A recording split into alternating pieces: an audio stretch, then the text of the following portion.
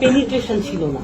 হ্যাঁ, এবং ব্লেড মানে আমার কাছে ব্লেডের মতো মনে হচ্ছে একটা শার্প একটা কিছু ব্লেড টাইপের, এটা ছুরি না।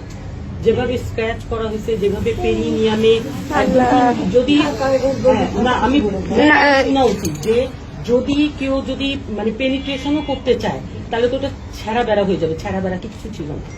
আর যদি আপনার মানে ও যদি পেনিট্রেশন কেটে করতে চায়, অনেক সময় অনেক মানে এরকম দেখা যায় অ্যাবিউজ লোকজন থাকে তারা করে, তো অ্যাবিউসিভ লোকজন, তখন ওর কিন্তু এই মিড লাইনে এরকম ইয়া থাকে, কিন্তু ওর ইন্ট্রয়েটাস থেকে যেখানে পেনিট্রেশনটা করবে তার থেকে ওপেনিং থেকে অনেক দূরে মানে একটু অ্যাওয়ে ছিল ওই কাটাটা, একটা 1 সেন্টিমিটার মানে লেন্থ ছিল একটা 5 o'clock পজিশনে, যদি আমরা এভাবে ক্লক ওয়াইজ ধরি, এবং ডেপথটা 5 সেন্টিমিটার ছিল, এবং স্ক্র্যাচ মার্কগুলো জাস্ট হলো মানে একদম খুব গুছায়া একদম দুইটা একদম অ্যারিওলা ব্রেস্টের যে অ্যারিওলা বরাবরই ওরকম স্ক্র্যাচ করা দুইটা ব্রেস্টে।